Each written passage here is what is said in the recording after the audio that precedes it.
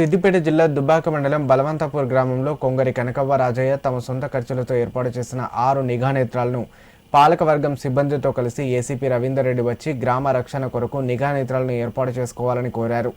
నిఘా నేత్రాలను ఏర్పాటు చేసుకోవడం ద్వారా నేరాలను తగ్గించడంతో పాటు నిందితులను పట్టుకునేందుకు ఎంతో దోహదపడతాయన్నారు.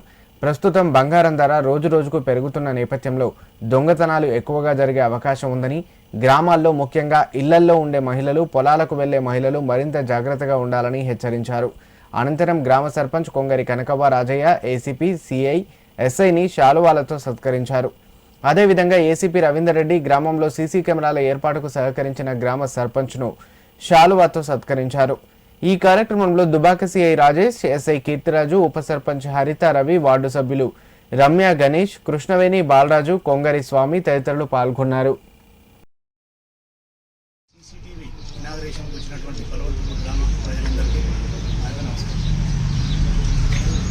యాక్చువల్గా ఈరోజు సిద్దిపేట జిల్లా వ్యాప్తంగా సుమారు 200 కెమెరాల పైన ఇనాగ్రేట్ చేయడం జరిగింది.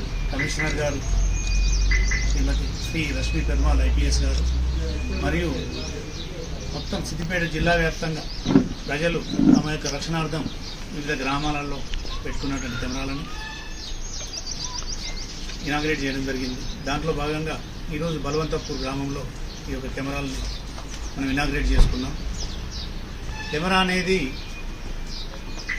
ఇప్పుడున్న సమాజంలో ఇప్పుడు అంటే మనది గ్రామీణ ప్రాంతాలు ముఖ్యంగా ఒక 15 ఏళ్ళ 20 ఏళ్ళ కింది వరకు ఒక ఊరికి కొత్త మనిషి వస్తే గుర్తుపట్టేవాళ్ళు, చుట్టాలు వచ్చినా గుర్తుపట్టేవాళ్ళు, ఎవరింటికి పోతున్నా కూడా చెప్పే పరిస్థితి ఉండదు.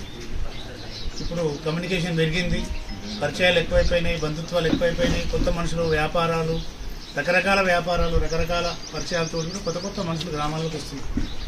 మనకు ఎవరు వస్తున్నారు, ఎవరు పోతున్నారు కూడా తెలియదు.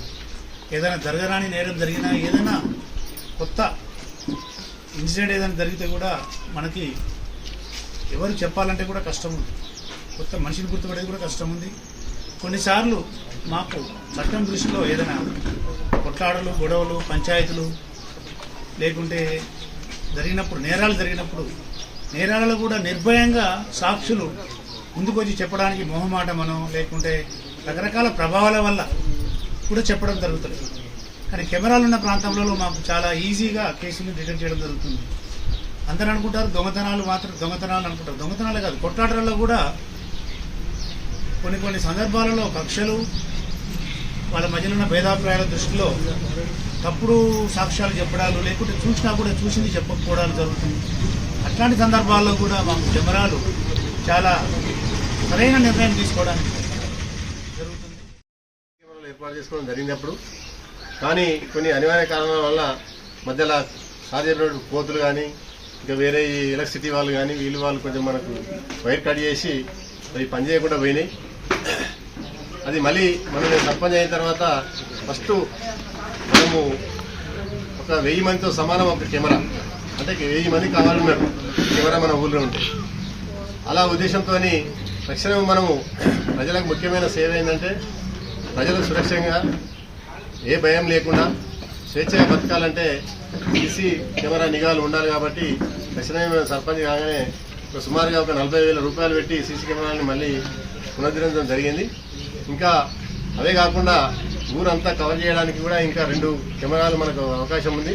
అవి కూడా మెయిన్ సెంటర్లో ఎక్కడ పెట్టాలనే ఉద్దేశంతో ఇక అవన్నీ అందరం కూర్చుని మాట్లాడి ఏ ప్లేస్లో పెడితే బాగుంటుంది, ఎక్కడ మనకు ఎక్కువ డిస్టర్బెన్స్ ఉందో అందరం కూర్చొని మాట్లాడి ఆ 2 కెమెరాలు కూడా ఏర్పాటు చేసుకుంటాం. ఇది పిలువగానే వచ్చినటువంటి మన ఎస్ఐ గారికి చాలా చొరవ తీసుకొని కార్యక్రమం చేద్దామని చెప్పి ఈరోజు చేసుకోవడం జరిగింది.